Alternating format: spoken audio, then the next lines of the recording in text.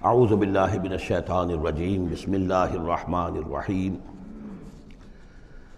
خلق السماوات والارض بالحق، اللہ نے پیدا کیا ہے آسمانوں اور زمین کو حق کے ساتھ، یعنی بامقصد ہے، نتیجہ خیز تخلیق ہے، یہ بے نتیجہ کا کار عبث اور باطل نہیں ہے۔ یکبر اللیل علی النہار، وہ رات کو لپیٹ دیتا ہے دن پر، ویکبر النہار علی اللیل، اور دن کو لپیٹ دیتا ہے رات پر۔ اب یہ جو ہے کہیں یولج اللیل فی النہار آتا ہے، کہیں یکبر آ رہا ہے، تو یہ مختلف جو الفاظ ہیں، تعبیرات ہیں، لیکن مقصد کیا ہے کہ یہ دن اور رات ہے تو نہیں ہے۔ آپ کو معلوم ہے کہ پورا نظام جو چل رہا ہے اسی کے حوالے سے ہے، پورا عالم نباتات کا جو ریسپیریشن کا نظام ہے وہ اسی کے ساتھ متعلق ہے، لہذا یہاں کوئی شے بھی بے مقصد نہیں ہے۔ جب کوئی شے بے مقصد نہیں ہے تو انسان کیسے بے مقصد ہو سکتا ہے؟ کس لیے اس کو پیدا کیا؟ حدیث میں جیسا کہ آیا کہ انما الدنیا خلقت لکم وانتم خلقتم للآخرہ، دنیا تمہارے لیے بنائی گئی لیکن تم آخرت کے لیے بنائے گئے ہو۔ جب تک کہ آخرت کا تصور نہ ہو، پھر انسان کا، اور خاص طور پر انسان میں جو اخلاقی حص ہے، ایک مورل سینس ہے اس کے اندر، کچھ چیزیں اچھی ہیں کچھ بری ہیں، اس کا احساس ہے اس کے اپنے اندر، تو اس کا کوئی نتیجہ کہاں آخر نکل رہا ہے دنیا میں؟ اس کے لیے دوسری زندگی اور بعد سے بعد الموت لازمی ہے۔ وسخر الشمس والقمر، اور اس نے مسخر کر دیا سورج کو بھی اور چاند کو بھی، کل یجری لاجل مسمى، یہ سب کے سب چل رہے ہیں ایک وقت معین تک کے لیے۔ الا هو العزیز الغفار، آگاہ ہو جاؤ وہ زبردست ہے اور بخشنے والا ہے۔ خلقکم من نفس واحدۃ ثم جعل منها زوجها، اس نے بنایا ہے تمہیں ایک ہی جان سے، ایک ہی جی سے۔ اب اس کو جو لوگ ایولیوشن کو مانتے ہیں یا سمجھتے ہیں کہ قرآن مجید کے ساتھ اس کے بعض اجزاء کی مطابقت ہے، وہ تعبیر کرتے ہیں کہ ایک ہی، یعنی ابتدا میں جو حیوانات پیدا کیے گئے ہیں، جو لوور اینیملز ہیں، بالکل شروع میں ان میں سیکس نہیں تھا، جیسے کہ امیبا ہے، وہ بس دو حصوں میں تقسیم ہو گیا، یہی اس کی اولاد ہو گئی، وہ جو باپ کہہ لیں ماں کہہ لیں وہ ایک ہی ہے۔ اس کے بعد ایسے بھی پیدا ہوئے کہ جن میں ایک ہی جانور میں دونوں سیکس ہیں۔ یہ جو راؤنڈ ورم ہوتا ہے، راؤنڈ ورم جو برسات میں جو نکل آتے ہیں بہت لمبے لمبے سے کیڑے، یہ ہرمافرڈائٹ ہیں، ان کے اندر میل اور فیمیل آرگنز دونوں ایک کے اندر موجود ہوتے ہیں۔ تو اس طریقے سے رفتہ رفتہ پھر ڈفرینسیشن ہوئی، میل علیحدہ ہو گیا، فیمیل علیحدہ ہو گئے۔ خلقکم من نفس واحدۃ ثم جعل منها زوجها، اسی جان سے اس کا جوڑا بنایا۔ وانزل لکم من الانعام ثمانیۃ ازواج، اور تمہارے لیے 8 جوڑے اتار دیے تمہارے مویشیوں میں سے۔ عام طور پر عرب میں جو مویشی موجود تھے ان میں سے اونٹ نر اور مادہ، گائے نر اور مادہ، اسی طریقے سے بھیڑ نر اور مادہ، اور بکری نر اور مادہ، یہ جو ہیں ان کے ہاں یہی مویشی تھے۔ ثمانیۃ ازواج یہ سورہ انعام میں بھی آ چکا ہے، وہ ہمیں یاد ہوگا۔ من الابل اثنین ومن البقر اثنین ومن المعز اثنین، یہ وہاں آ چکا ہے۔ یخلقکم فی بطون امہاتکم، اور وہ تمہیں پیدا کرتا ہے تمہاری ماؤں کے پیٹوں میں، خلقاً بعد خلق، ایک خلق کے بعد دوسری خلق، تخلیق کے بعد مراحل ہیں اس کے، نطفہ ہے، علقہ ہے، مضغہ ہے، مخلقہ اور غیر مخلقہ، پھر اس کو اور پھر خلقاً آخر، ایک اور ہی تخلیق ہے۔ اس پہ میں عرض کر چکا ہوں کہ اس موضوع پر ضربہ سلام جو ہے قرآن مجید کا، وہ سورہ مومنون کا پہلا رکوع ہے۔ فی ظلمات ثلاث، یہ ذکر یہاں آیا ہے، 3 پردوں کے اندر تخلیق ہو رہی ہے۔ یعنی ایک پردہ یہ پیٹ کی دیوار ہے، جو مردوں کی بھی دیوار ہے، یہ پیٹ کی ایبڈومینل وال ہے۔ دوسرا پردہ پھر جو یوٹرس ہے، رحم ہے ماں کا، اس کی موٹی دیوار ہے۔ تیسری وہ جھلی ہے جس میں کہ وہ بچہ جو ہے جنین لپٹا ہوا ہوتا ہے۔ اب دیکھیے یہ بھی ظاہر بات ہے، اس وقت جو ہے جینیٹکس بھی نہیں پڑھائے گئے تھے، نہ یہ پڑھائی گئی تھی ایمبریولوجی، کچھ بھی نہیں تھا، لیکن فی ظلمات ثلاث، یہی وجہ ہے جو میں نے آپ کو بار بار بتایا ہے کہ کیتھل مور، جو کہ ایمبریولوجی پر اس وقت دنیا کی سب سے بڑی اتھارٹی سمجھا جاتا ہے، اس نے مانا ہے کہ قرآن مجید میں جس طریقے سے یہ بیان ہوا ہے واقعتاً حیران کن ہے۔ تو 3 پردوں کے اندر اللہ جیسا چاہتا ہے بنا رہا ہے، اس کا منہ قلم تو اللہ ہی کر رہا ہے، شکل بنا رہا ہے اس کی جو بھی کر رہا ہے، اب ہم اس کو تشبیہ تو نہیں دے سکتے، لیکن اللہ بنا رہا ہے۔ یخلقکم فی بطون امہاتکم، وہ بناتا ہے، تخلیق کرتا ہے تمہاری ماؤں کے پیٹوں میں، خلقاً بعد خلقن، ایک طرح سے دوسری طرح، ایک درجے کے بعد دوسرا درجہ، فی ظلمات ثلاث، 3 اندھیروں میں۔ ذالکم اللہ ربکم، وہ ہے اللہ تمہارا رب۔ لہ الملک، بادشاہی بھی اسی کی ہے، لا الہ الا هو فانا تصرفون، اس کے سوا کوئی معبود نہیں ہے، تو کدھر پھرے جا رہے ہو، پھرائے جا رہے ہو۔ ان تکفروا فإن اللہ غنی عنکم، اگر تم کفران نعمت کرتے ہو، کفر کرتے ہو، تو اللہ غنی ہے، اسے تمہاری کوئی ضرورت نہیں ہے، احتیاج نہیں ہے، یہ نہ سمجھو کہ اس کی سلطنت میں کوئی کمی آ جائے گی۔ ولا یرضی لعبادہ الکفر، لیکن وہ اپنے بندوں سے کفر پر راضی نہیں ہے، اختیار تو اس نے دیا ہے، اما شاکرا و اما کفورا، چاہو تو شکر گزار بندے بنو، چاہو کفران نعمت کے روش اختیار کر لو، چوائس از یورس، لیکن یہ جان لو اللہ راضی نہیں ہے کفر پر، راضی وہ ہوتا ہے وَإِن تَشْكُرُوا يَرْضَهُ لَكُمْ، اگر تم اس کا شکر کرو، اس کی تعریف کرو، اس کی بندگی کرو، پھر وہ تم سے راضی ہوگا۔ وَلَا تَزِرُ وَازِرَةٌ وِزْرَ أُخْرَىٰ، اور نہیں اٹھائے گی کوئی اٹھانے والی جان کسی دوسری جان کے بوجھ کو۔ ثُمَّ إِلَىٰ رَبِّكُمْ مَرْجِعُكُمْ، پھر تمہارا لوٹنا ہے اب تمہارے رب ہی کی طرف، فَيُنَبِّئُكُمْ بِمَا كُنتُمْ تَعْمَلُونَ، پھر وہ تمہیں بتا دے گا، متنبع کر دے گا جو کچھ کہ تم کرتے رہے تھے۔ انہ علیم بذات الصدور، یقیناً وہ جاننے والا ہے سینوں کے اندر چھپی ہوئی باتوں کا بھی، جو راز ہیں تمہارے سینوں میں۔ وَإِذَا مَسَّ الْإِنسَانَ ضُرٌّ دَعَا رَبَّهُ مُنِيبًا إِلَيْهِ، اور جب انسان کو کوئی تکلیف پہنچتی ہے وہ اپنے رب کو پکارتا ہے، دعائیں کرتا ہے اس کی طرف رجوع کرتے ہوئے۔ ثُمَّ إِذَا خَوَّلَهُ نِعْمَةً مِّنْهُ، اور جب اللہ تعالیٰ اس کو اڑا دیتا ہے، اس کے گرد اپنی نعمت کا خول لے آتا ہے، خولہ، اسے لپیٹ لیتا ہے اپنی نعمت میں، نسی ما کان یدعو الیہ من قبل، تو جو پہلے وہ جس چیز کے لیے اللہ سے دعائیں کر رہا تھا سب بھول جاتا ہے۔ وجعل للہ اندادا، اور اس سے بھی بڑھ کر جو کرتا ہے شرارت وہ یہ ہے کہ اللہ کے مدے مقابل ٹھہرا لیتا ہے، لیضل عن سبیلہ، تاکہ بہکائے لوگوں کو اس کے راستے سے۔ قل تمتع، تو اللہ تعالیٰ کی طرف فرمایا جا رہا ہے نبی کہہ دیجئے اٹھا لو کچھ دنیا کے کچھ جو مزے ہیں وہ لوٹ لو، بے کفر کا، اپنے کفر کے ساتھ، قلیلاً، لیکن بہت کم، چند دن کی زندگی ہے، اس میں جو تمہیں عیاشی کرنی ہے کر لو۔ انک من اصحاب النار، پھر مستقل طور پر تو تم آگ والے ہو، تمہیں آگ کے اندر جھونکا جائے گا۔ امن هو قانت آناء اللیل ساجدا وقائما یحذر الآخرۃ ویرجو رحمت ربہ، اس صورت میں یہ خاص اسلوب کئی مرتبہ آئے گا کہ ایک چیز کو، ایک جملے کو آگے نامکمل چھوڑ دیتے ہیں کہ اسے خود انسان پر کرے، فل ان دی بلینک، وہ خود بخود اس کے اندر مقدر تو ہے لیکن اس کو واضح طور پر نہیں کیا جاتا، مثلا اس کی مثال، اور یہ کئی دفعہ آئے گا اسلوب۔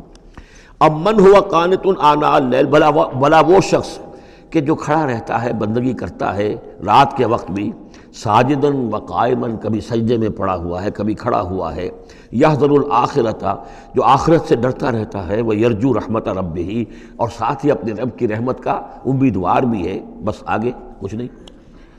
مراد کیا ہے؟ کیا بھلا یہ شخص کمن ہوا غافل، کیا برابر ہو جائے گا اس کے کہ جو غافل ہے؟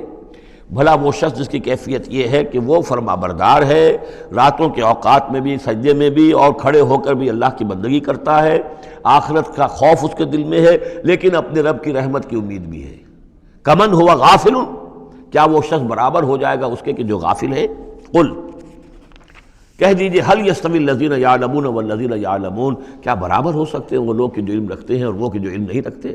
انما یذکر اولو الالباب، حقیقی نصیحت اور سبق تو حاصل وہی کرتے ہیں کہ جو عقل مند لوگ ہیں۔ قل یا عبادی الذین آمنوا، دیکھیے پھر آگے آئیے، سیدھا یا ایھا الذین آمنوا نہیں ہے، یہ مکی صورتیں ہیں۔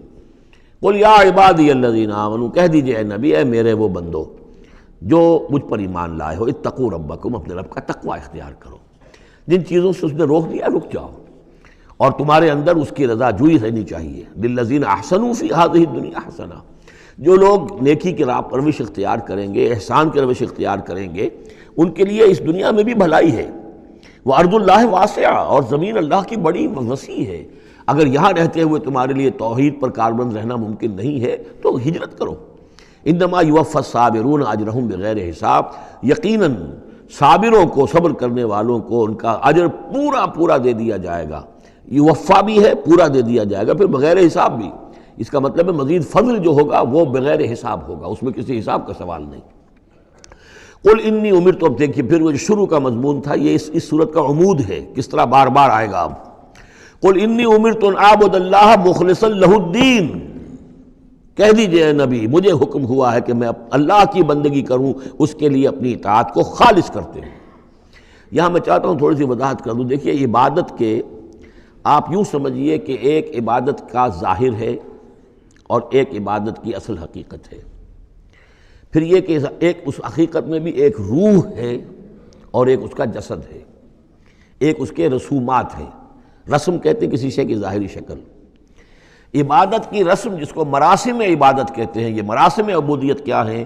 جس کی آپ عبادت کرتے ہیں، اس کے سامنے جھکتے ہیں، اس کے سامنے ادب کے ساتھ کھڑے رہتے ہیں، اس کے کچھ حمد کے ترانے گاتے ہیں، اس کے سامنے سجدہ کرتے ہیں، ان کو ہم کہیں گے مراسم عبودیت۔ رسم کہتے ہیں کسی چیز کی ظاہری شکل، یہ حروف ہے، اور یہ رسم جو ہے رسم الخط۔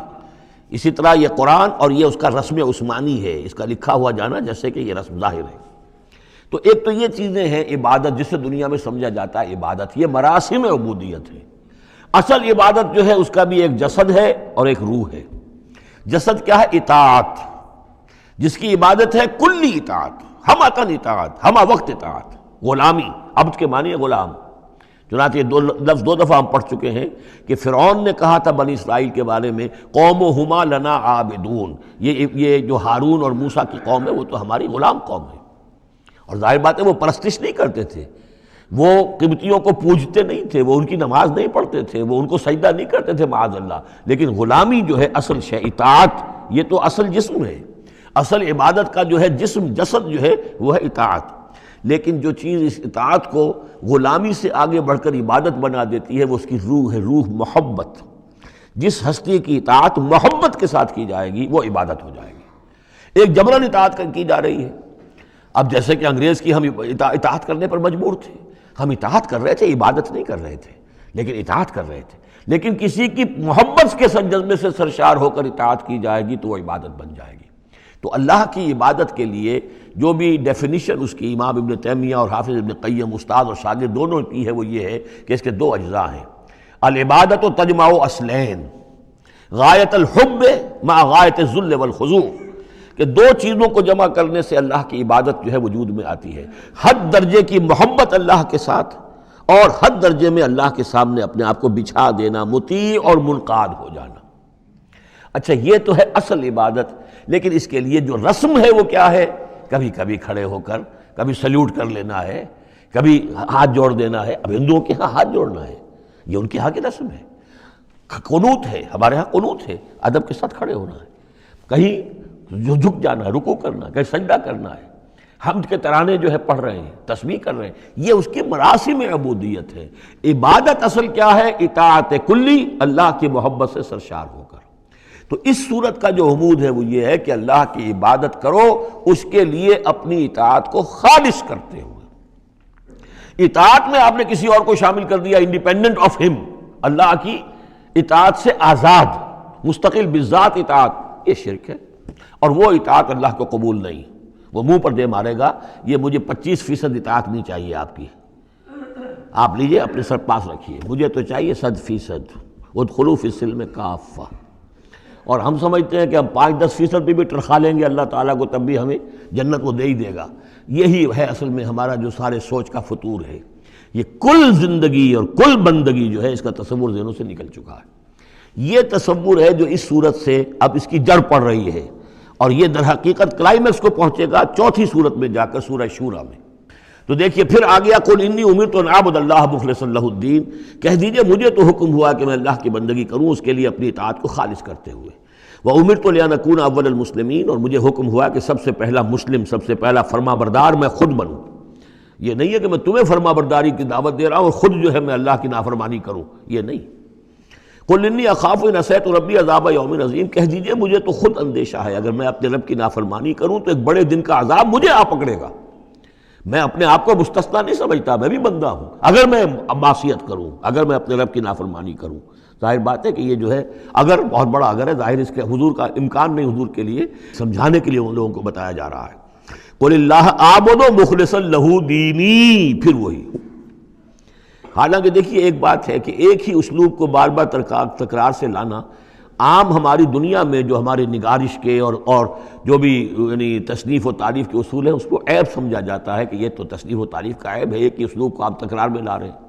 یہ تو کمال اللہ کا ہے، فصاحت و بلاغت کا، کہ وہ لا رہا ہے اس کو بار بار، اور پھر کوئی بھاری نہیں گزرتا، بلکہ یہ کہ اس کے اندر اس کے اور حسن بڑھ رہا ہے۔ لیکن یہ کہ اس تکرار سے جو ایمفیسس ہے اس کو سمجھیے کہ یہ اسلوب بار بار کیوں آ رہا ہے۔ پہلی آیت یہ تھی تنزیل الکتاب من اللہ العزیز الحکیم انا انزلنا الیک الکتاب بالحق فاعبد اللہ مخلصا لہ الدین الا للہ الدین الخالص۔ اور اس کے بعد اب آپ نے یہاں دیکھا آیت نمبر 11 قل انی امرت ان اعبد اللہ مخلصا لہ الدین، اور پھر آیت نمبر 14 قل اللہ اعبد مخلصا لہ الدین، کہہ دیجئے میں تو اللہ ہی کی بندگی کرتا ہوں اس کے لیے اپنی اطاعت کو خالص کرتے ہوئے۔ فاعبدوا ما شئتم من دونہ، تو اس کے سوا تم جس کو چاہو پوجو، تمہاری مرضی ہے۔ قل ان الخاسرین الذین خسروا انفسهم، کہہ دیجئے کہ اصل میں تو گھاٹے میں اور نقصان میں اور بربادی میں تو وہی ہوں گے جنہوں نے اپنے آپ کو واہلیہم اور اپنے گھر والوں کو، اپنے اہل و عیال کو خسارے میں ڈالا یوم القیامہ، قیامت کے دن۔ یہاں تو حلوے مانڈے کھلائے، پراٹھے اور انڈوں کے ناشتے کرائے، لیکن جو جھونک رہے انہیں جہنم کے اندر، تو تم ان کے ساتھ خیر خائی کر رہے ہو یا بدخائی کر رہے ہو؟ خود بھی سارے سیدھے جا رہے ہو جہنم کے اندر اور لے کر جا رہے ہو اہل و عیال کو جہنم کے اندر حرام خوری کر کے، تو یہ ان کی محبت ہے یا ان کی دشمنی ہے؟ قل ان الخاسرین الذین خسروا انفسهم واہلیہم یوم القیامہ، قیامت کے دن جنہوں نے خسارے میں ڈال دیا اپنے آپ کو اور اپنے اہل عیال کو، جیسے کہ ہم آگے چل کر پڑھیں گے سورہ تحریم میں، یا ایھا الذین آمنوا قوا انفسکم واہلیکم نارا، اے ایمان والو بچاؤ اپنے آپ کو اور اپنے اہل و عیال کو آگ سے، جہنم کی آگ سے۔ لیکن جن لوگوں نے اپنے آپ کو آگ کا مستحق بنا لیا، اپنے اہل و عیال کو، ان سے بڑا گھاٹے میں کون ہوگا؟ الا ذالک هو الخسران المبین، آگاہ ہو جاؤ یہ تو کھلی گمراہی ہے اور کھلا گھاٹا ہے اور نقصان ہے۔ لہم من فوقہم ظلل من النار، ان کے لیے ہوں گے ان کے اوپر سے بھی بادل ہوں گے، تہ بر تہ ظلل آگ کے، ومن تحتہم ظلل، اور ان کے نیچے بھی آگ کے بھبکے ہوں گے اور وہ بھی تہ پر تہ ہوں گے۔ ذالک یخوف اللہ بہ عبادہ، یہ ہے وہ شے کہ جس سے اللہ ڈرا رہا ہے اپنے بندوں کو۔ یا عباد فاتقون، اے میرے بندوں پس ڈرو، بچو، اس آگ سے اپنے آپ کو بچانے کی کوشش کرو۔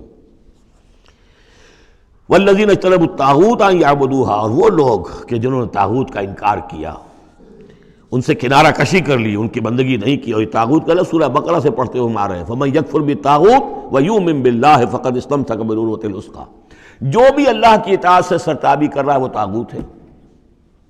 طغا کسے کہتے ہیں؟ طغیانی، دریا اپنی حد میں بہہ رہا ہے، کیا خوبصورت منظر ہے، اور وہ حد سے باہر نکلا، طغیانی آ گئی۔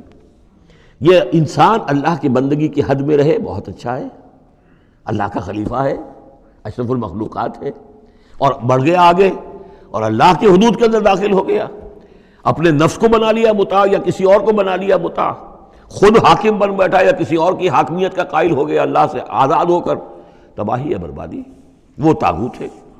تو جن لوگوں نے بھی کنارہ کشی کر لی اس سے کہ وہ طاغوت کی بندگی کریں، وَأَنَابُوا إِلَى اللَّهِ ہے، اور انہوں نے رخ کر لیا اپنا اللہ کی طرف، رجوع کر لیا اللہ کی جانب، لَهُمُ الْبُشْرَى، ان کے لیے بشارت ہے، فَبَشِّرْ عِبَادِ، تو اے نبی میرے ایسے بندوں کو بشارت دے دیجئے، اللہم ربنا اجعلنا منہم۔ یہ جو اب اگلی آیت آ رہی ہے اس کو غور سے سنیے، فَبَشِّرْ عِبَادِ الَّذِينَ يَسْتَمِعُونَ الْقَوْلَ فَيَتَّبِعُونَ أَحْسَنَهُ، جو لوگ کے کلام سنتے ہیں، بات سنتے ہیں، اور پھر جو اس کا بہترین رخ ہوتا ہے، بہترین پہلو ہوتا ہے، اس کی پیروی کرتے ہیں۔ یعنی یہ کہ دین جس کی طرف کہ اللہ تعالیٰ تمہیں بلا رہا ہے، اس کے بھی درجے ہیں۔ ایک درجہ ہے صرف اسلام کا، ایک اس سے اونچا درجہ ہے ایمان، ایک سب سے اونچا درجہ ہے احسان، واللہ یحب المحسنین۔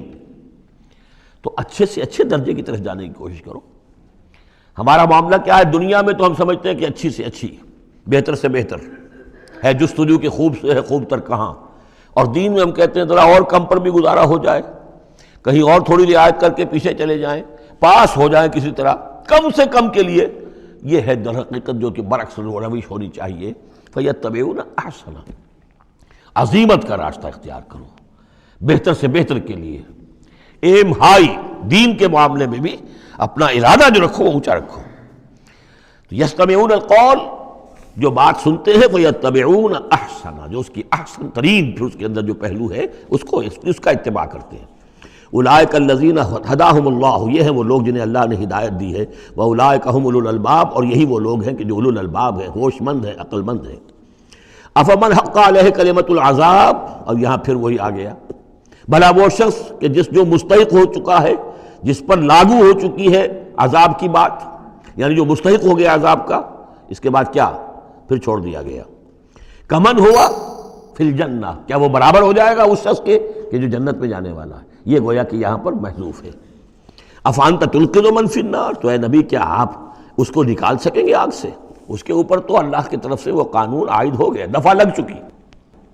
جیسے آپ کہتے ہیں اس پر تو دفعہ 302 لگ گئی، تو جن لوگوں پر وہ دفعہ لگ چکی ہے اللہ تعالیٰ کی طرف سے کہ یہ لوگ اس مقام کو پہنچ گئے پوائنٹ آف نو ریٹرن کو، کہ اب ان کے دلوں پر مہر کر دی گئی، اب یہ ایمان نہیں لائیں گے، تو ان کو اے نبی آپ ان کو اب آگ سے نکال نہیں سکتے۔ لیکن الذین اتقوا ربہم، لیکن وہ لوگ کہ جو لوگ اللہ کا تقوی اختیار کریں گے، لہم غرف من فوقہا غرف مبنیہ، ان کے لیے تو بالا خانے ہوں گے، ان کے اوپر اور بالا خانے ہوں گے ایک دوسرے کے اوپر۔ اللہ تعالیٰ جنت کے اسکائی اسکریپرز دے گا، جیسے کہ آج آپ دیکھتے ہیں 102 منزلیں اور 110 منزلیں چلی جا رہی ہیں، تو غرف من فوقہا غرف، بالا خانے اور بالا خانوں پر بالا خانے، مبنیہ جو چنے ہوئے ہوں گے ایک دوسرے کے اوپر، تجری من تحت الانہار، ان کے دامن میں ندیاں بہتی ہوں گی۔ وعد اللہ، یہ اللہ کا وعدہ ہے جو ہو چکا، لا یخلف اللہ المیعاد، اللہ تعالیٰ اپنے وعدے کی خلاف ورزی نہیں کرتا۔ الم تر ان اللہ انزل من السماء ماء، کیا تم نے دیکھا نہیں کہ اللہ نے اتارا آسمان سے پانی، فسلکہ ینابیع فی الارض، پھر اس کو چلا دیا چشموں کی شکل میں زمین میں، ثم یخرج بہ زرعا، پھر انہی کے ذریعے سے نکالتا ہے، اس کے ذریعے سے نکالتا ہے وہ کھیتی کو، مختلفاً الوانہ، جس کے رنگ ہیں مختلف، ثم یہیج، جو پھر وہ کھیتی جو ہے تیار ہو جاتی ہے، بڑی اس کے شان و شوکت ہوتی ہے، فتراہ مصفرا، پھر دیکھتے ہو کہ وہ زردی مائل ہو گئی، ثم یجعلہ حطاما، پھر وہ کھیتی کٹ گئی اور اب یوں سمجھیے کہ وہاں خاک اڑ رہی ہے، یا یہ کہ توڑی کے کوئی تنکے کہیں کہیں پڑے ہوئے نظر آ جائیں گے، چورا ہو گئی۔ ان فی ذلک لذکریٰ لأولی الالباب، اسی کے اندر ہے یاد دہانی اور سبق ہوش مند لوگوں کے لیے کہ یہی معاملہ تمہارا ہے۔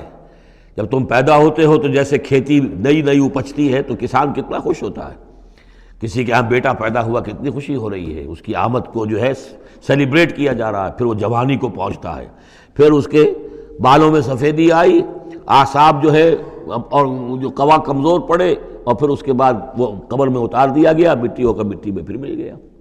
تو یہ life cycle, human life cycle, بس یہ ہے کہ یہ 50 60 30 40 برس کا ہے، وہ چند مہینے کے اندر اندر سب کچھ ہو جاتا ہے، سائیکل وہی ہے، وہ بھی لائف ہے، یہ بھی لائف ہے۔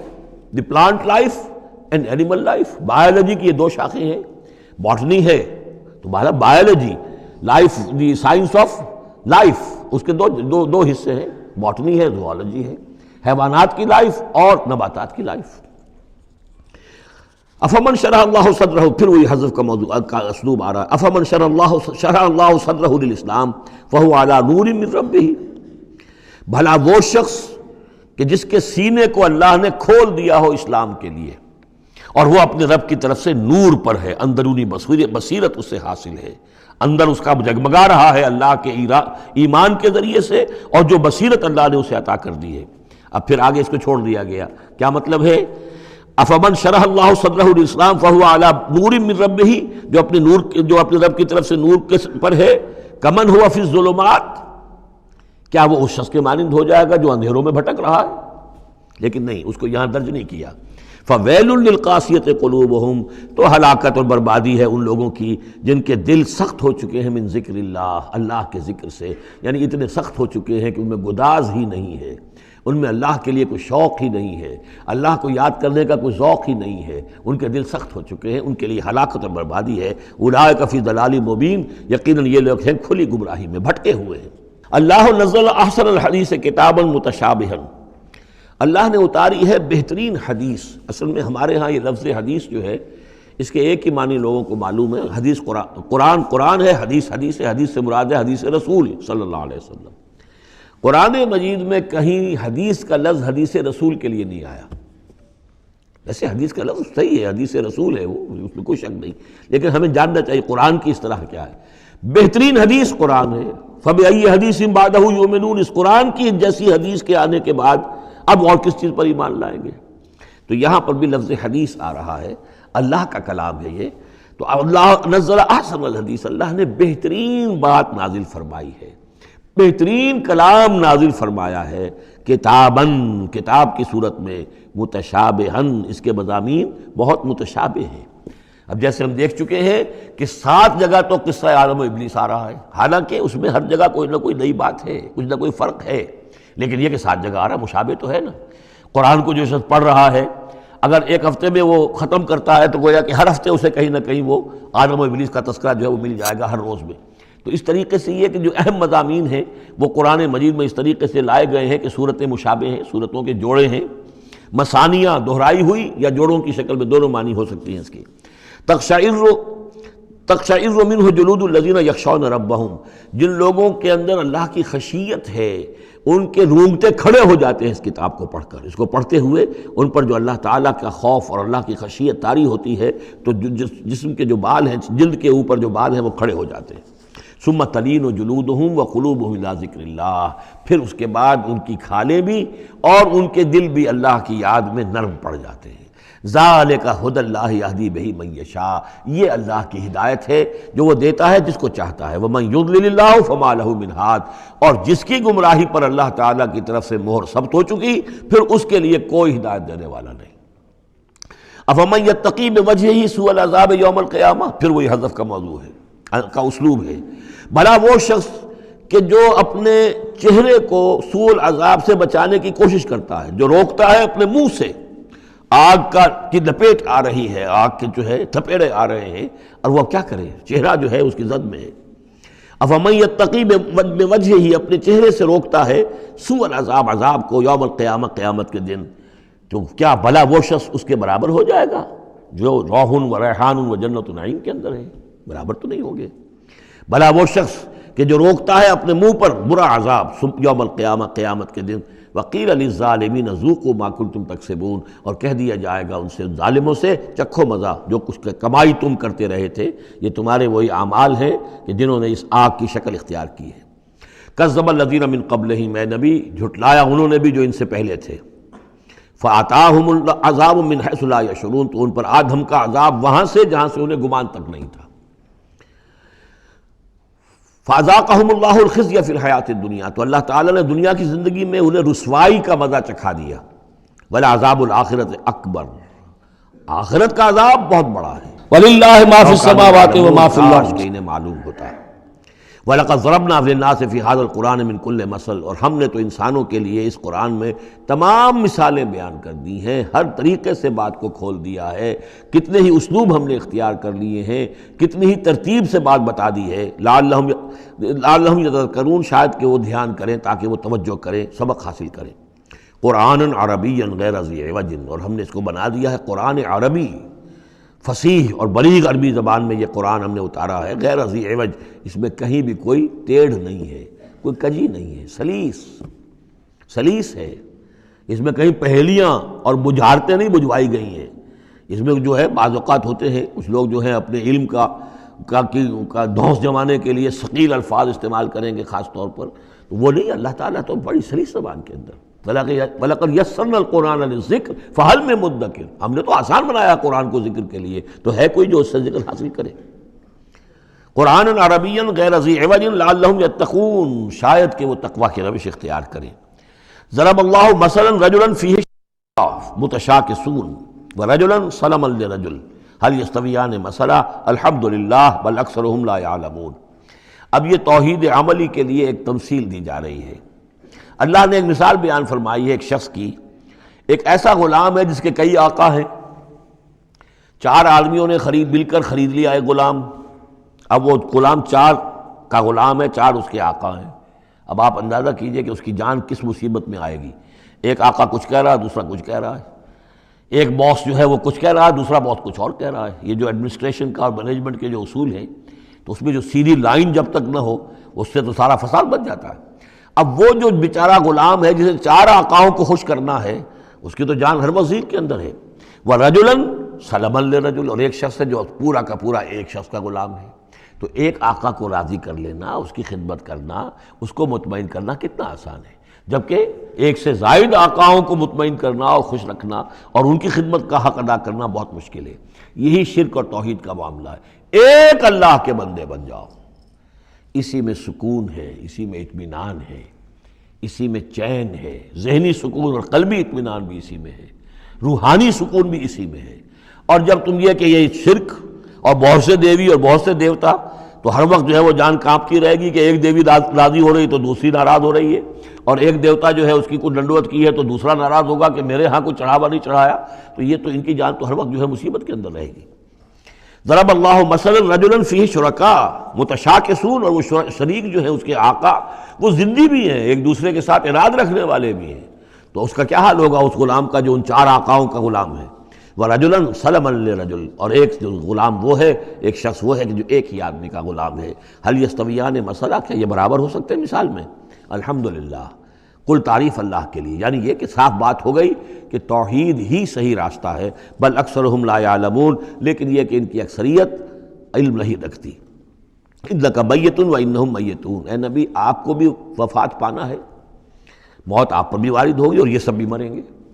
ثم انکم یوم القیامت عند ربکم تختصمون، پھر تم اپنے رب کے پاس قیامت کے دن آپس میں جھگڑو گے۔ کیا جھگڑو گے؟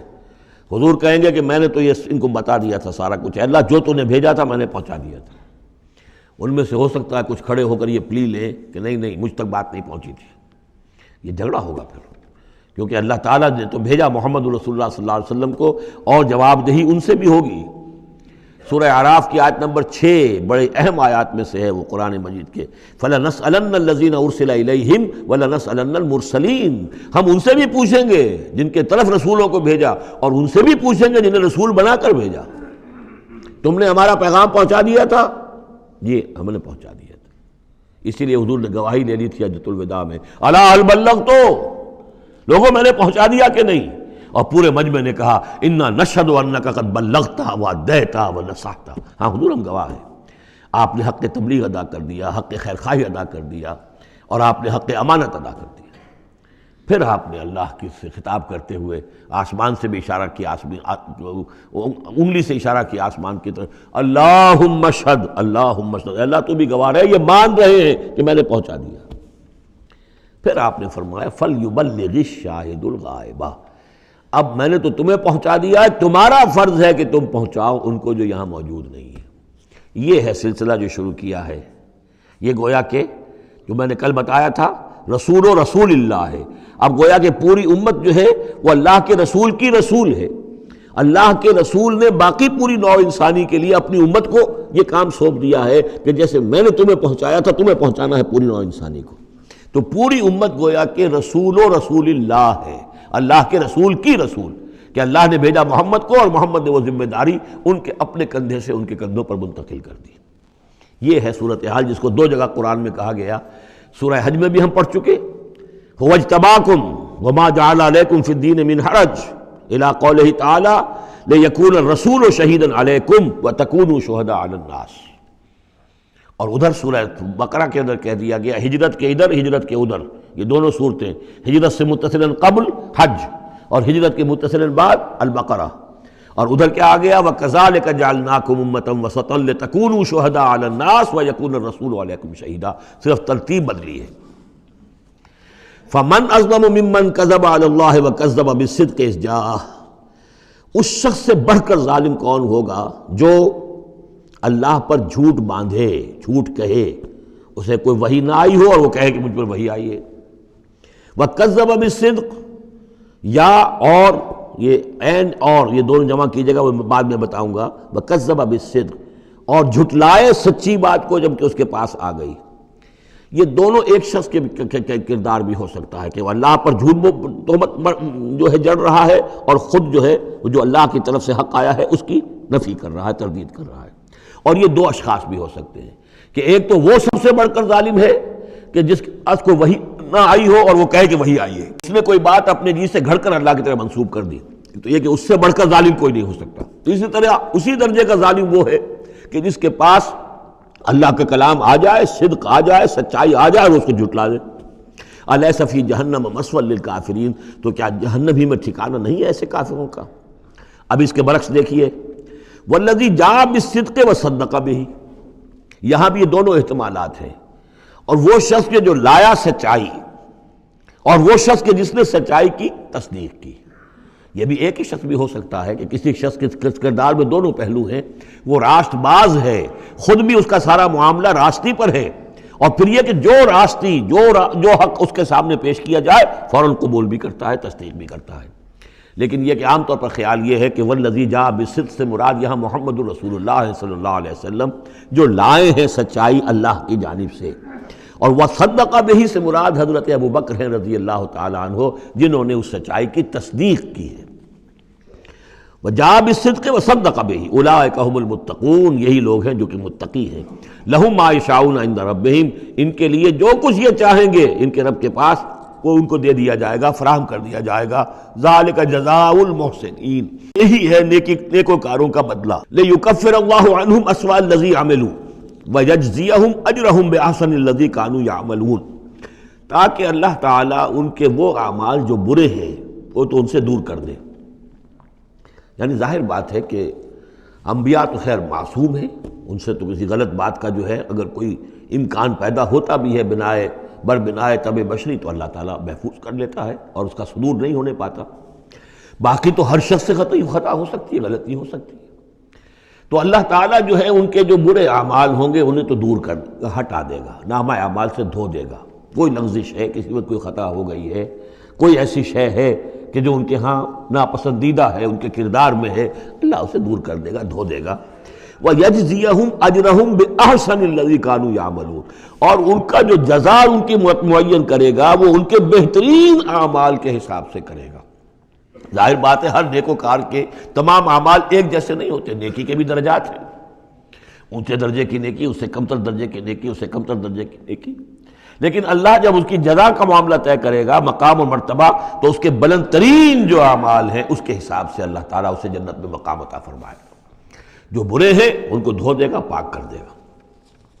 والذی جاء بالصدق وصدق بہ اولئک ھم المتقون لہم ما یشاءون عند ربہم ذلک جزاء المحسنین لیکفر اللہ عنہم اسوأ الذی عملوا ویجزیہم اجرہم بأحسن الذی کانوا یعملون۔ الیس اللہ بکاف عبدہ، کیا اللہ کافی نہیں اپنے بندے کے لیے، اپنے بندے کی مدد کے لیے، اپنے بندے کی حفاظت کے لیے؟ یہ سوالیہ نشان ہے حقیقت میں، یہ اس پر زور دینے کے لیے اللہ کافی ہے۔ اے نبی آپ اور اے مسلمانوں تم مطمئن رہو، تمہاری حفاظت، تمہاری مدد، اس کے لیے اللہ کافی ہے۔ وَيُخَوِّفُونَكَ بِالَّذِينَ مِن دُونِهِ، اور یہ تمہیں ڈراتے ہیں اے نبی، یہ تو آپ کو بھی ڈراتے ہیں ان سے کہ جو اس کے علاوہ ہیں، اللہ کے علاوہ ہمارے معبودوں کی کوئی پھٹکار پڑے گی تم پر، جیسے کہ حضرت ابراہیم علیہ السلام کو ڈرایا تھا، سورہ انعام کے اندر ہم پڑھ آئے ہیں کہ تم نے سارے معبودوں کی نفی کر دی، اب ذرا انتظار کرو، اب تم پر جو بیتے گی اور ان کی پھٹکار پڑے گی تم پر، ان کی طرف سے تم پر پکڑ آئے گی۔ انہوں نے کہا تم مجھے کس سے ڈراتے ہو؟ بدبختو ڈرنا تمہیں چاہیے، تم اللہ کے ساتھ شریک کرتے ہو، مجھے تو کوئی ڈر نہیں ہے۔ اسی طریقے سے کہا کہ یہ ڈرا رہے اے نبی آپ کو بالذین من دونہ، ان کے بارے میں ان سے ڈرا رہے ہیں کہ جو اللہ کے سوا انہوں نے معبود بنا رکھے۔ وَمَن يُضْلِلِ اللَّهُ فَمَا لَهُ مِنْ هَادٍ، اور جس کو اللہ تعالیٰ گمراہ کر دے، جس کی گمراہی کے اوپر مہر لگا دے، پھر اس کے لیے کوئی ہدایت دینے والا نہیں۔ وَمَن يَهْدِ اللَّهُ فَمَا لَهُ مِن مُضِلٍّ، اور جس کو اللہ ہدایت دے دے پھر اسے گمراہ کرنے والا کوئی نہیں۔ أَلَيْسَ اللَّهُ بِعَزِيزٍ ذِي انتقام، تو کیا اللہ تعالیٰ زبردست نہیں ہے، انتقام لینے والا؟ وَلَئِن سَأَلْتَهُم مَّنْ خَلَقَ السَّمَاوَاتِ وَالْأَرْضَ لَيَقُولُنَّ اللَّهُ، اور جب یہ آپ ان سے اگر پوچھیں گے کس نے پیدا کیا آسمانوں اور زمین کو، وہ کہیں گے اللہ نے۔ قُلْ أَفَرَأَيْتُم مَّا تَدْعُونَ مِن دُونِ اللَّهِ إِنْ أَرَادَنِيَ اللَّهُ بِضُرٍّ هَلْ هُنَّ كَاشِفَاتُ ضُرِّهِ، تو اے نبی ان سے کہیے تو ذرا غور کرو، جن کو تم پکارتے ہو اللہ کے سوا، اگر اللہ نے میرے لیے کسی تکلیف کا فیصلہ کر لیا ہو تو کیا وہ تمہارے معبود میری اس تکلیف کو دور کر سکیں گے؟ دیکھیے ظاہر بات ہے وہ بھی مانتے تھے کہ بڑا اللہ تو وہی ہے اللہ، یہ چھوٹے ہیں، تو بڑے کا حکم چلے گا کہ چھوٹے کا چلے گا؟ اگر اللہ نے فیصلہ کر لیا ہو میری تکلیف کا، میرے لیے کسی ضرر کا، تو کیا یہ تمہارے معبود تمہارے اپنے عقیدے کے مطابق جو بات ہے اس سے سوچو کہ کیا وہ اس کو اللہ کے فیصلے کے آڑے آ سکتے ہیں؟ اور ارادنی برحمت، اور اگر اللہ تعالیٰ نے میرے لیے رحمت کا کوئی فیصلہ کر لیا ہے، حل ہن ممسکات رحمتہ، کیا ان میں اتنی طاقت ہے کہ میری اس کی رحمت کو روک لیں؟ قل حسبی اللہ، کہہ دیجئے میرے لیے تو میرا رب کافی ہے۔ علیہ یتوکل المتوکلون، اسی پر توکل کرتے ہیں توکل کرنے والے۔ قل یا قوم اعملوا علی مکانتکم، کہہ دیجئے اے نبی، اے میری قوم کے لوگوں، کر لو جو کچھ تم کر سکتے ہو، میرے خلاف جو سازشیں کرنی ہے کر لو، جو تدبیریں کرنی ہے کر لو، جو قوت جمع کرنی ہے کر لو، انی عامل، میں بھی اپنی سی محنت کر رہا ہوں۔ فسوف تعلمون، ان قریب تمہیں معلوم ہو جائے گا کون کامیاب ہوتا ہے کون ناکام۔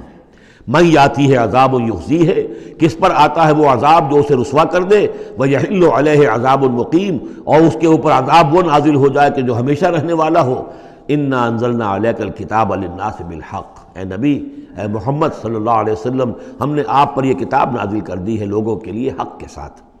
فمن اہتدی فلنفسہ، تو جو کوئی ہدایت کے راستہ اختیار کرتا ہے وہ اپنے بھلے کے لیے، ومن ضل فانما یضل علیہا، اور جو گمراہی اختیار کرتا ہے تو اس کا سارا وبال اسی کے اوپر آئے گا۔ وما انت علیہم بوکیل، اور آپ کو ان کے ٹھیکیدار نہیں ہے، ذمہ دار نہیں ہے، مسئول نہیں ہے، آپ کے جو ہے آپ سے ان کے بارے میں پوچھا نہیں جائے گا، باس پرس نہیں ہوگی۔ آپ سے تو پوچھا جائے گا آپ نے پیغام پہنچا دیا تھا یا نہیں، بس اس کے بعد آپ کا فرض ختم ہوا۔ اللہ یتوفی الانفس حین موتہا واللتی لم تمت فی منامہا، اس آیت کو بھی پھر نوٹ کر لیجئے، قادیانیوں نے جو بھی فساد ذہنوں میں پیدا کیا ہوا ہے، یہ میں سورہ آل عمران سے لے کے مسلسل اس کو واضح کر رہا ہوں کہ یہ توفی جو ہے، توفا یا توفا، باب تفاعل، پورا لے لینا، قبض کر لینا، قبضے میں لے لینا۔ اللہ یتوفی الانفس حین موتہا، اللہ تعالیٰ قبض کر لیتا ہے جانوں کو اور شعور کو جبکہ اس کی موت کا وقت ہوتا ہے۔ واللتی لم تمت فی منامہا، جن کے موت کا وقت نہیں ہے تو نیند میں قبض کر لے، نیند میں شعور چلا گیا، جان موجود ہے۔ موت جب ہوتی ہے شعور بھی گیا، جان بھی گئی، جسم یہاں ہے، اور حضرت مسیح کو لیا گیا، شعور بھی، جان بھی، جسم بھی۔ تو گویا کہ توفی جو ہے بتمام و کمال جو ہوئی ہے وہ حضرت مسیح کی ہوئی ہے علیہ الصلوۃ والسلام۔ باقی یہ گویا کہ استعارۃ ہے توفی، نیند میں بھی ہمارا شعور چلا گیا، اور اصل شے تو شعور ہی ہے انسان کے، اگر شعور ہی نہیں ہے تو پھر کیا ہے اس کے اندر؟ وہ اللہ نے اس وقت اس سے لے لیا ہے، چھین لیا ہے، اللہ تعالیٰ نے سلب کر لیا ہے، قبض کر لیا ہے۔ تو گویا کہ یہ لفظ جو اطلاق ہو رہا ہے اس کا نیند پر بھی ہو رہا ہے۔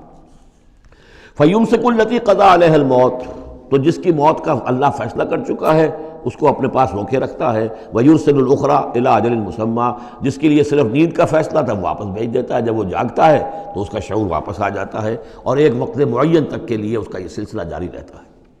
ان فی ذلک لآیات لقوم یتفکرون، یقیناً اس میں نشانیاں ہیں ان لوگوں کے لیے جو غور و فکر سے کام لیں۔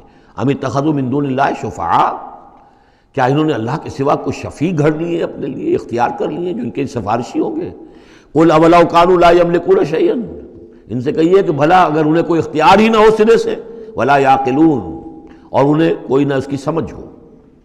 قل للہ الشفاعۃ جمیعا، کہہ دیجئے شفاعت کل کی کل اللہ کے اختیار میں ہے، یعنی شفاعت اگر ہے بھی تو باذن رب ہے، اللہ کی اجازت سے ہے۔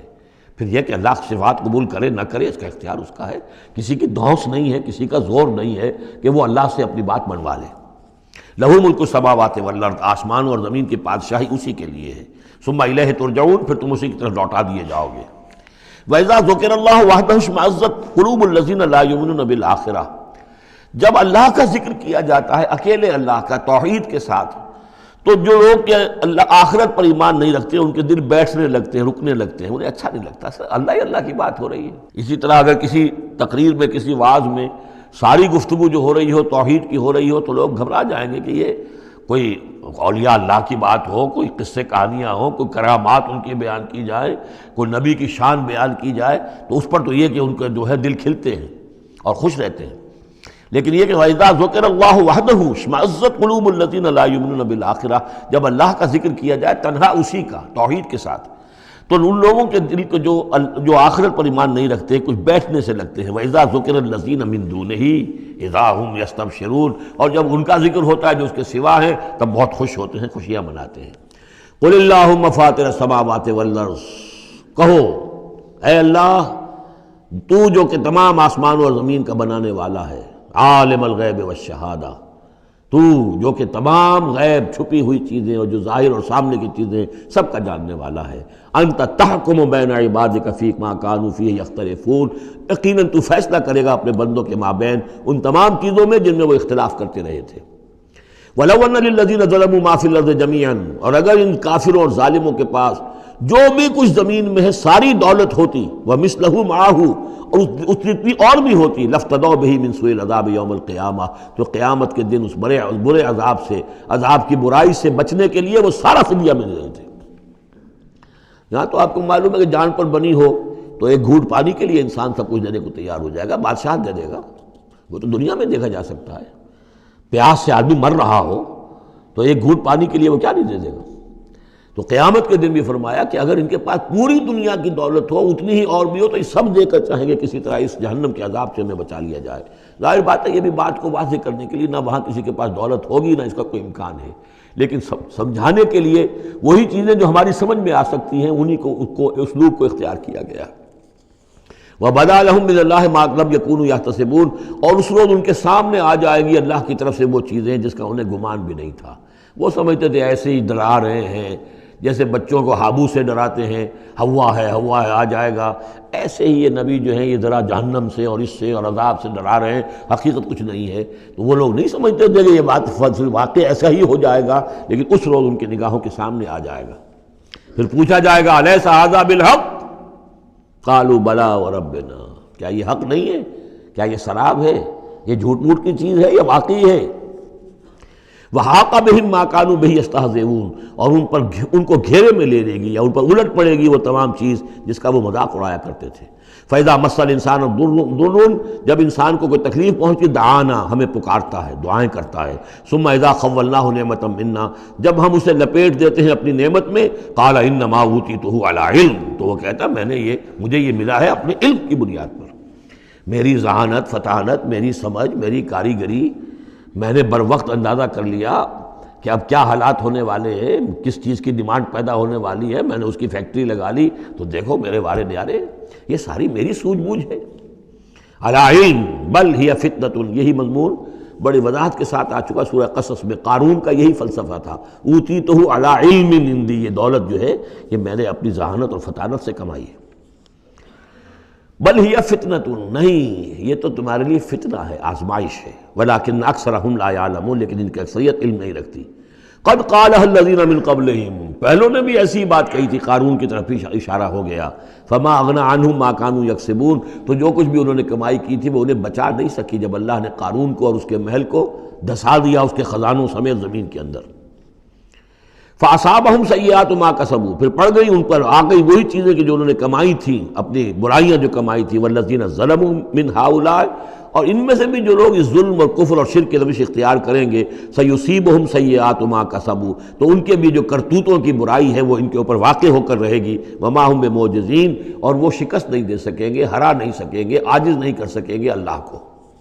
اَوَلَمْ يَعْلَمُوا أَنَّ اللَّهَ يَبْسُطُ الرِّزْقَ لِمَن يَشَاءُ وَيَقْدِرُ، کیا یہ جانتے نہیں کہ اللہ ہی ہے کہ جو کشادہ کر دیتا ہے رزق کو جس کے لیے چاہتا ہے اور تنگ کر دیتا ہے جس کے لیے چاہتا ہے۔ وَيَقْدِرُ إِنَّ فِي ذَلِكَ لَآيَاتٍ لِقَوْمٍ يُؤْمِنُونَ، یقیناً اس میں نشانیاں ہیں ان لوگوں کے لیے کہ جو ماننے والے ہیں۔ قُلْ يَا عِبَادِيَ الَّذِينَ أَسْرَفُوا، اس صورت میں یہ 2 مرتبہ آیا ہے۔ قُلْ يَا عِبَادِيَ الَّذِينَ آمَنُوا پہلے آیا تھا، اور اب آیا ہے قُلْ يَا عِبَادِيَ الَّذِينَ أَسْرَفُوا عَلَىٰ أَنفُسِهِمْ، اے نبی کہیے اے میرے وہ بندو جنہوں نے اپنے اوپر ظلم کیا ہے۔ تمہاری اب تک کی غفلت کی زندگی، اگر تم نے یہ زندگی غفلت میں گزار دی ہے، اب بھی ہوش میں آ جاؤ، جنہوں نے اب تک ظلم کیا ہے اپنے اوپر۔ قُلْ يَا عِبَادِيَ الَّذِينَ أَسْرَفُوا عَلَىٰ أَنفُسِهِمْ لَا تَقْنَطُوا مِن رَحْمَةِ اللَّهِ، اللہ کی رحمت سے مایوس نہ ہو، إِنَّ اللَّهَ يَغْفِرُ الذُّنُوبَ جَمِيعًا، اللہ تعالیٰ سارے گناہ معاف کر دے گا، لیکن اس کی شرط ہے توبہ کرو اس کی جناب میں، آج توبہ کرو خلوص دل کے ساتھ، چاہے پوری زندگی 70 برس کی ہے کتنی بھی ہے، اللہ تعالیٰ اس کے گناہوں کو صاف کر دے گا، خلوص دل کے ساتھ توبہ۔ اور توبہ کی شرط یہ ہے کہ حرام خوری چھوڑو، غلط کام چھوڑو، معصیت کو ترک کرو، اس کے بغیر توبہ نہیں ہے۔ یہ ہم پڑھ چکے ہیں سورہ الفرقان کے آخری رکوع میں، إِلَّا مَن تَابَ وَآمَنَ وَعَمِلَ عَمَلًا صَالِحًا فَأُولَٰئِكَ يُبَدِّلُ اللَّهُ سَيِّئَاتِهِمْ حَسَنَاتٍ وَكَانَ اللَّهُ غَفُورًا رَحِيمًا۔ وَمَن تَابَ وَعَمِلَ صَالِحًا فَإِنَّهُ يَتُوبُ إِلَى اللَّهِ مَتَابًا، عمل جب تک درست نہیں ہوتا تو توبہ کیا خاک ہوئی، توبہ وہ ہے کہ عمل درست ہو جائے۔ انہ هو الغفور الرحیم، یقیناً وہ غفور الرحیم ہے۔ وانیبوا الی ربکم، اور اپنے رب کی طرف رجوع کرو، واسلموا لہ، اور اس کے فرما بردار بن جاؤ، اب بھی بن جاؤ، من قبل ان یاتیکم العذاب ثم لا تنصرون، اس سے پہلے کہ تم پر وہ عذاب آئے اور مسلط ہو جائے اور پھر تمہاری کہیں سے کوئی مدد نہیں کی جا سکے گی۔ وَاتَّبِعُوا أَحْسَنَ مَا أُنزِلَ إِلَيْكُمْ، یہ اس سے پہلے بھی آیت آ چکی ہے نا، آیت نمبر 18 میں تھا فَيَتَّبِعُونَ أَحْسَنَ، یہ قرآن بھی جو تمہیں راستہ دکھا رہا ہے اس میں درجات ہیں، اونچے ہیں۔ السابقون الاولون من المہاجرین والانصار والذین اتبعوہم بإحسان، یہ درجے تھے کہ نہیں تھے؟ درجہ شہادت ہے، درجہ صدیقیت ہے کہ نہیں ہے؟ یہ سورہ حدید میں جا کر مزید مضمون اور کھلے گا۔ تو اونچے سے اونچے درجے کی طرف چلنے کی کوشش کرو۔ وَاتَّبِعُوا أَحْسَنَ مَا أُنزِلَ إِلَيْكُم مِّن رَّبِّكُم، اور جو کچھ تمہارے رب کی طرف سے تمہاری طرف نازل کیا گیا ہے اس میں سے جو بہترین درجے کی شے ہے اس کی پیروی کرو۔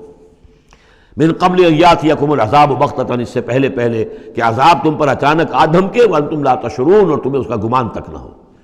ان تقول نفس، مبادا پھر اس وقت کوئی جان یہ کہے، یا حسرۃ علی ما فرطت فی جنب اللہ، ہائے میری حسرت، ہائے افسوس مجھ سے جو کوتاہی ہوئی اللہ کی جناب میں، اللہ کے حقوق کو تو میں نے پہچانا ہی نہیں، اللہ کا دین مغلوب، اور میں لگا ہوا دنیا کے دھندوں میں اپنے زیادہ سے زیادہ کمانے میں اور عیش اور اپنے سٹیٹس، اور وہ سٹیٹس سمبل ہی کو معبود بنا رکھا ہے، اسی میں اپنا پورا تن من دھن لگا دیا ہے، جبکہ اللہ کا دین مغلوب پڑا ہوا ہے، اور میں نے اس کی کوئی محنت نہیں کی، میں نے کوئی کوشش نہیں کی۔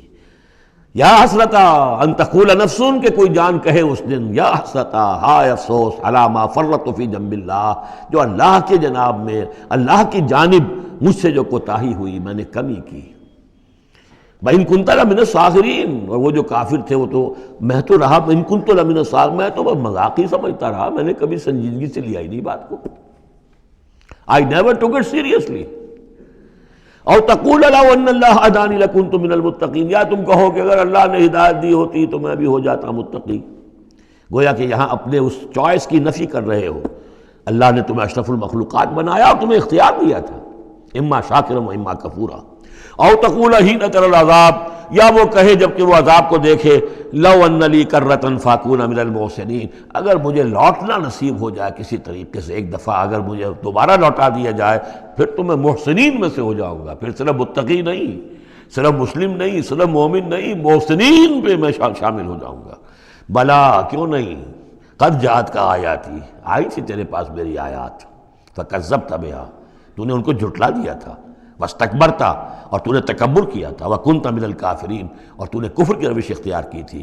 ویوم القیامت تری الذین کذبوا علی اللہ وجوہہم مسودۃ، اور قیامت کے دن تم دیکھو گے ان لوگوں کو جنہوں نے اللہ پر جھوٹ باندھا تھا کہ ان کے چہرے سیاہ ہوں گے۔ الیس فی جہنم مثوی للمتکبرین، تو کیا جہنم ہی میں ٹھکانہ نہیں ہے ایسے متکبرین کا؟ وینجی اللہ الذین اتقوا بمفازتہم، اور اللہ تعالیٰ نجات دے گا ان کو جنہوں نے تقوی کی روش اختیار کی تھے، اور پہنچا دے گا ان کی کامیابی کی جگہوں پر، جو ان کے مقامات ہیں ان تک پہنچا دے گا۔ کسی کا کوئی مقام ہے، کسی کا کوئی مقام ہے، یہ صدیقیت کا مقام ہے، یہ شہداء کا مقام ہے، یہ انبیاء کا مقام ہے۔ لا یمسہم السوء، انہیں نہیں چھو سکے گی کوئی بھی تکلیف، کوئی برائی، ولا ہم یحزنون، اور نہ ہی وہ حزن سے دوچار ہوں گے۔ اللہ خالق کل شیء وہو علی کل شیء وکیل، اللہ تعالیٰ ہر شے کا خالق ہے اور وہ ہر چیز کا نگران ہے اور ہر چیز کا ذمہ دار ہے۔ لہو مقالید السماوات والارض، اس کے لیے ہے تمام کنجیاں آسمانوں کی اور زمین کی۔ والذین کفروا بآیات اللہ اولئک هم الخاسرون، اور جن لوگوں نے اللہ کی آیات کا انکار کیا وہی ہے تباہ ہونے والے اور گھاٹے میں رہنے والے۔ یہ آخری دو رکوع جو ہے سورہ مبارکہ کے، ہمارے پاس وقت کم ہے لیکن بہرحال اس سے جو بھی ملائم ہے فائدہ اٹھانا ہے۔ یہ بہت ہی پرجلال انداز ہے قرآن مجید میں، لیکن پھر وہی توحید کا مضمون آ رہا ہے، توحید فی العبادت۔ قل افغیر اللہ تأمرونی اعبد ایھا الجاہلون، یہ انداز جو ہے قرآن مجید میں کہیں اور نہیں ملے گا۔ اے نبی کہہ دیجئے، اے جاہلو، کیا تم مجھے بھی یہ مشورہ دے رہے ہو کہ میں اللہ کے سوا کسی اور کی بندگی کروں؟ وہ دباؤ جو تھا، مشرکین کا دباؤ تھا محمد رسول اللہ پر صلی اللہ علیہ وسلم، کچھ تو کمپرومائز کیجئے، کچھ تو لے دے کے معاملہ کیجئے، کوئی ایک آدھ معبود ہمارا بھی مانے، باقی آپ کو ہم مان لیں گے، اب آپ کو بادشاہ بھی مان لیں گے، باقی جو آپ کہیں گے ہم کریں گے، لیکن یہ کہ کچھ تو آخر ہمارے ساتھ بھی کچھ تو گیو اینڈ ٹیک ہونا چاہیے۔ اب ان کا جواب اس انداز میں دیجئے، قل افغیر اللہ تأمرونی اعبد ایھا الجاہلون، مجھے بھی تم اس بات کا مشورہ دے رہے ہو، مجھے یہ حکم دے رہے ہو کہ اللہ کے سوا کسی کو پوجوں؟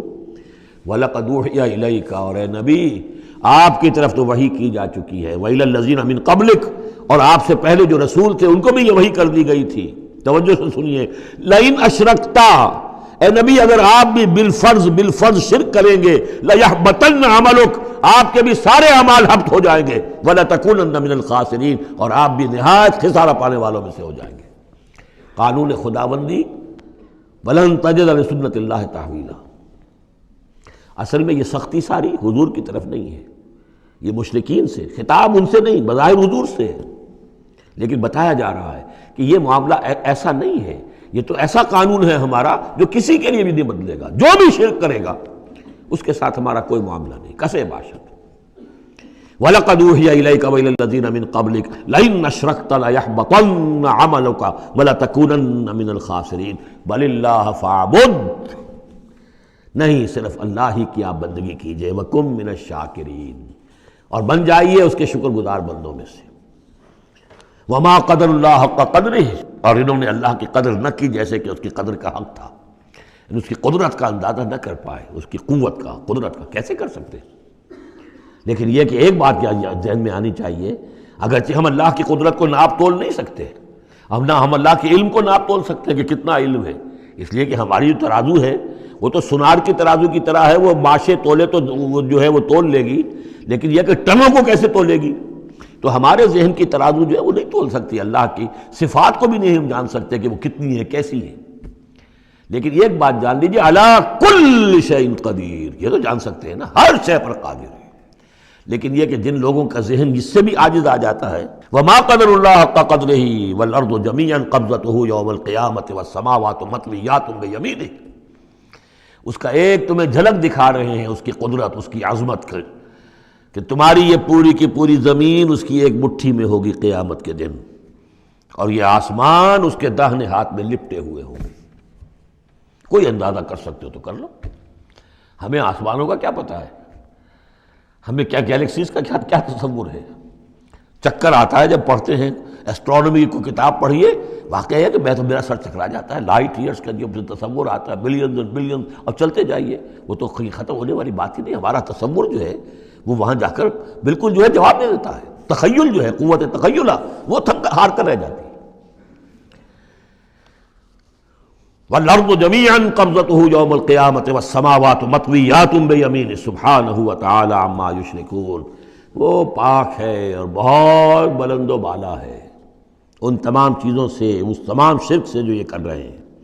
وَنُفِخَ فِي الصُّورِ، اور سور میں پھونکا جائے گا، فَصَعِقَ مَن فِي السَّمَاوَاتِ وَمَن فِي الْأَرْضِ، تو بے ہوش ہو جائیں گے جو بھی ہے آسمانوں میں اور جو بھی ہے زمین میں، اِلَّا مَن شَاءَ اللَّهُ، سوائے اس کے جنہیں اللہ چاہے گا۔ یعنی یہ بے ہوشی معلوم ہوتا ہے کہ فرشتوں پر بھی طاری ہوگی سوائے کچھ فرشتوں کے، اس قدر وہ دہشت والا ہوگا۔ تو ایک اصل میں تین ہے یہ نفخے جو ہے، پہلا نفخہ ہے زلزلے والا، وہ ہے نفخہ ساعت کا، اس میں تو ہلچل ہوگی، طوفان ہوگا، سورج اور چاند ٹکرائیں گے اور یہ پہاڑ چلیں گے روئی کے گالوں کی طرح، وہ ہے جو پہلا ہے ساعہ۔ پھر اس کے بعد ایک اور ہوگا اور اس کے بعد سب کے سب ختم ہو گئے، سب پر ایک موت کی نیند طاری ہو جائے گی۔ وَنُفِخَ فِي الصُّورِ فَصَعِقَ مَن فِي السَّمَاوَاتِ وَمَن فِي الْأَرْضِ إِلَّا مَن شَاءَ اللَّهُ ثُمَّ نُفِخَ فِيهِ أُخْرَىٰ، پھر اس میں پھونک ماری جائے گی ایک مرتبہ اور یہ تیسری مرتبہ، یہاں کے حساب سے دوسری مرتبہ، لیکن یہ کہ یہ نفخہ ثالثہ ہے۔ فَإِذَا هُمْ قِيَامٌ يَنظُرُونَ، تو اچانک وہ سب کے سب کھڑے ہوں گے دیکھتے ہوئے۔ یہ نفخہ ہے بعث بعد الموت کا، تیسرا نفخہ، اسی لیے قیامت اس کو کہتے ہیں، اذا ہم قیام ینظرون، یہ یوم القیامہ ہے۔ پہلے ساعہ ہے، پہلے وہ گھڑی ہے کہ جس سے ایک موت وارد ہوگی، سب پر طاری ہو جائے گی، اور یہ قیامہ ہے جس میں کھڑے ہو جائیں گے۔ ثم نفخ فیہ اخری فاذا ہم قیام ینظرون واشرقت الارض بنور ربہا، اور زمین چمک اٹھے گی اپنے رب کے نور سے۔ آگے چل کر ہم پڑھیں گے، اس وقت اسی زمین پر اللہ تعالیٰ کا نزول ہوگا۔ وجاء ربک والملک صفا صفا، آسمان ایک غمام کی حیثیت سے پھٹ جائے گا اور فرشتے جو ہیں قطار در قطار صفے باندھے ہوئے نیچے اتریں گے۔ واشرقت الارض بنور ربہا ووضع الکتاب، اور کتاب اور اعمال نامہ لا کر رکھ دیا جائے گا۔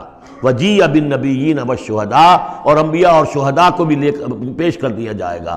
بارک اللہ لی ولکم فی القرآن العظیم ونفعنی وإیاکم بالآیات والذکر الحکیم۔